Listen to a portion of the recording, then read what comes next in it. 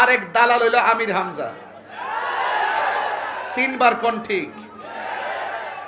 আরেক দালাল কে? সে কি বলে জানেন?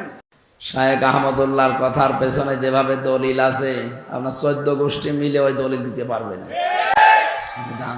উল্টাপাল্টা চিল্লাম। শায়েখ আহমদুল্লাহ বাংলাদেশের একজন 25 যশা আলেমে দ্বীন, সর্বজন শ্রদ্ধাভাজন ব্যক্তিত্ব। সারা বাংলাদেশের দল মত নির্বিশেষে, এমনকি অন্য ধর্মের লোকেরাও তাকে পছন্দ করে। কারণ ইন্নাল্লাযীনা আমানু ওয়া আমিলুস সালিহাত সায়াজআলু লাহুমুর রহমানু ওয়ুদ্দা।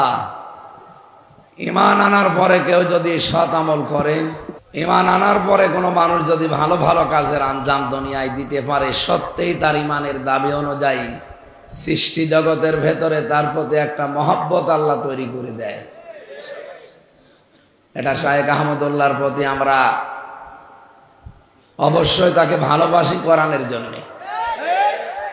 কিন্তু ইদানিং কোরআনে কারিমের সবচাইতে বিরুদ্ধে যারা এই দেশে অবস্থান নিয়েছে, তারা আজ এই আলেমের বিপক্ষে উল্টাপাল্টা কথা বলছে। এই জন্য আমরা তাদেরকে থেমে যাওয়ার জন্য বলছি। শায়েখ আহমদুল্লাহর কথার পেছনে যেভাবে দলিল আছে, আপনার 14 গোষ্ঠী মিলে ওই দলিল দিতে পারবে না। উল্টাপাল্টা চিল্লাম। সম্মানিত ভাইরা, আমরা আজকের এই হাদিসটা শুধু এই সামিয়ানার নিচে না, এখান থেকে আমাদের সারা বাংলাদেশে মিলাবো। কোরআন যেখানে নেই ওখানে আমরা আর যাব না।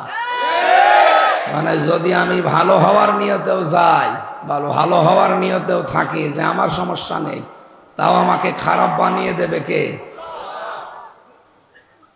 হেদায়েত দেওয়ার একচ্ছত্র মালিকান আল্লাহ কোরআনকে দিয়েছে। এই জন্য জালিকাল কিতাবু, এই যে কিতাবের আগে আলিফ লাম, এটা আলেমরা বুঝবে, আপনারা সাধারণ মানুষ হয়তো ওইদিকে যাচ্ছেন না।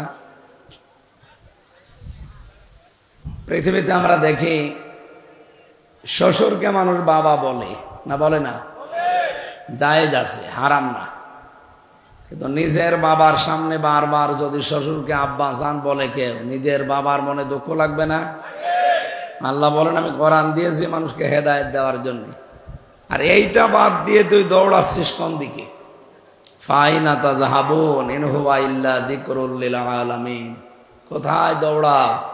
এ কোরআন বিশ্ববাসীর জন্য একটা উপদেশ। এটা কি? এই উপদেশ শোনার জন্য আজ আমরা এসেছি, দল মত নির্বিশেষে। এটা কোনো রাজনৈতিক মঞ্চ না, এটা কোরআনের মঞ্চ। এখান থেকে হেদায়েতমূলক কথাগুলো নিয়ে আমাদের প্র্যাকটিক্যাল লাইফে মিলাবো ইনশাআল্লাহ।